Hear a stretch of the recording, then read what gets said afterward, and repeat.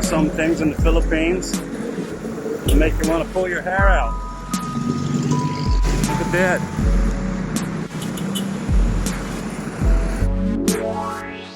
Mabuhay. Welcome to Philippintastic. My name is Kev and I'm an American expat living in the Philippines.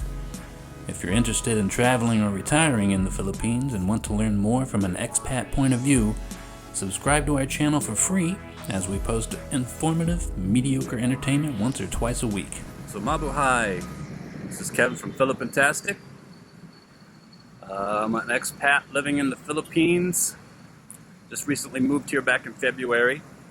So I try to give a little bit of my experiences and feedback on what it's like to be a newbie here, to those who may be interested in coming to live or retire in the Philippines. Pretty nice weather today. There's a lot of cloud cover, but that's because I think there's a rainstorm coming in. So I decided to go ahead and take a walk. But anyway, today I wanted to focus on My Two Pesos. I haven't done one of those in a while. So my only real grievance or complaint for this week, aside from the lack of sidewalks in certain areas, is the Wi-Fi. Holy Jesus, if you need to do work from home, or if you're a YouTuber or an aspiring YouTuber, or if there's anything that you need good connectivity for, I highly recommend you go and check out your area that you want to live in first. So if you're viewing an apartment, if you can, take with you your mobile router or even just your cell phone, because if you're looking for a strong signal, that could be problematic. We found out that the Wi-Fi we'd been using that had been working fairly well for us, being able to use multiple devices and watch Netflix on TV, is kind of out of the service range of where we're at now, which might explain the lower price in rent. So even if you ask your landlord, how's the Wi-Fi here?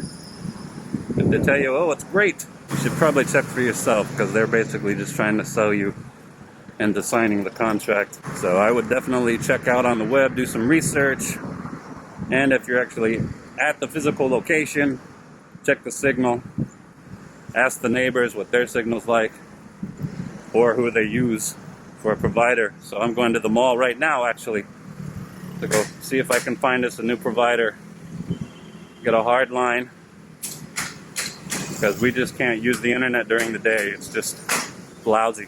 It is fairly noisy here. That's one thing I saw on my past video about our apartment. There were some people complaining, saying my area is just too noisy, too much traffic, don't like it. That's okay, you know? Maybe it's just not your scene. You're looking for the more secluded rural life. You want to live in the farm areas where you're 20 minutes from everything. I get it. I totally get it. But in my life, growing up, that's pretty much what I had all the time. We lived in farm areas. And it usually took at least 10 to 15 minutes to get to town from wherever we're at. So I did not miss that one bit.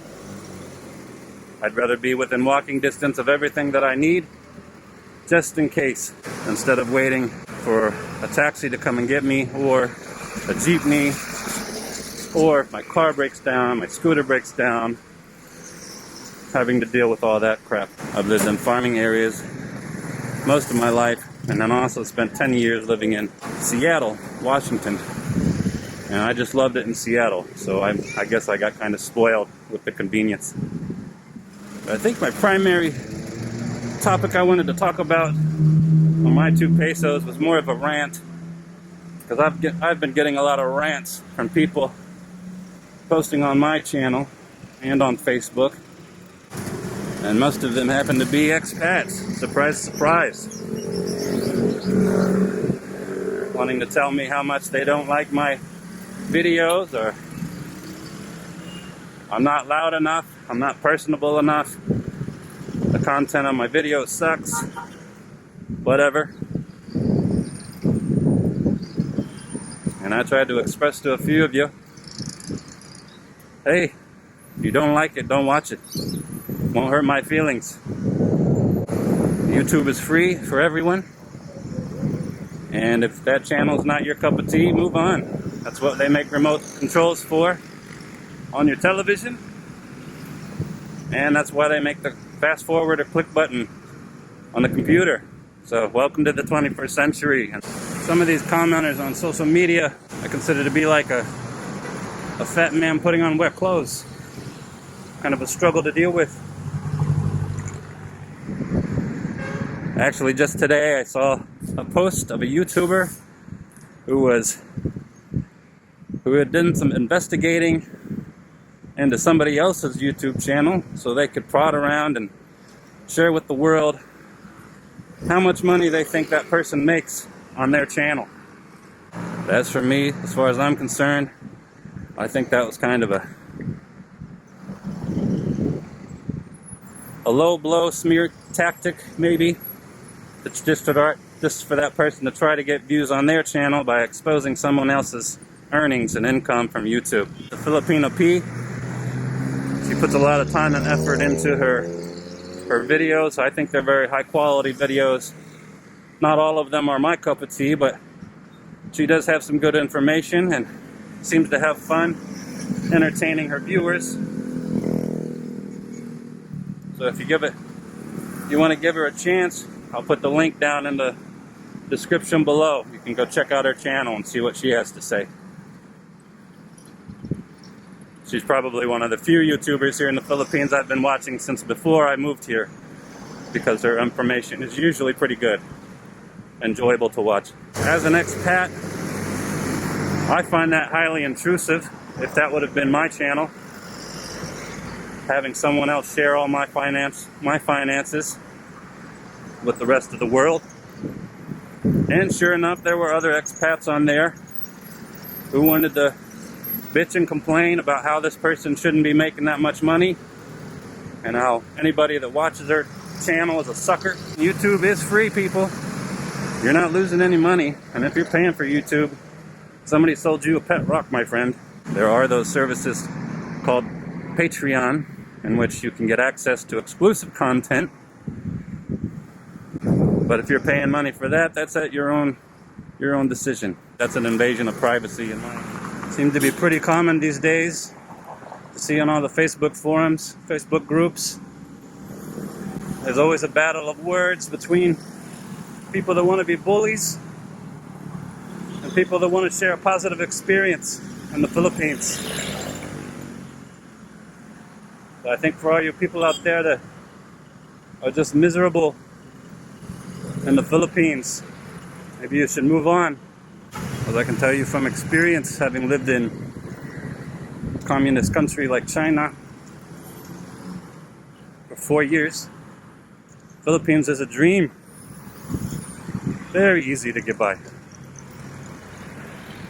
So for all you expats who want to complain and whine about Philippines not being fast enough or efficient or clean, or you don't like the food, I would urge you to try other countries. And some of you, I've noticed, left comments for me stating that I'm biased because I chose Philippines over Thailand.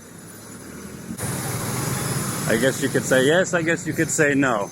My wife is here, my stepdaughter is here. Everybody speaks basic English here. So those are 3 things I have in the Philippines that I wouldn't have in Thailand.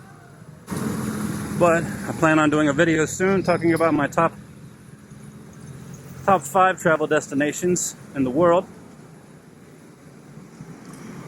I'm not sure I would list the Philippines as number 1. So you can no longer call me biased. And definitely Thailand is in my top 5 as well, so much love to Thailand. Had many good trips there. That was actually my first solo trip abroad by myself, and found it very, very easy to get around, navigate, communicate with people. But anyway, I enjoy the city of Iloilo so far. It's been very nice and accommodating for a Westerner. Combines the traditional aspects and foods and culture of Philippines, along with a little bit of westernization. You can see the malls, the McDonald's. Not too much, not too little. Story I'd like to share with you, you hear all the car beeps, car horns and all. So those are pretty common here. But that's mainly just to alert somebody who might not see you, as I like to call it, the Philippine hearing check, hearing test. Really big trucks here. Construction trucks will drive by and they sound surprisingly quiet until they get up behind you.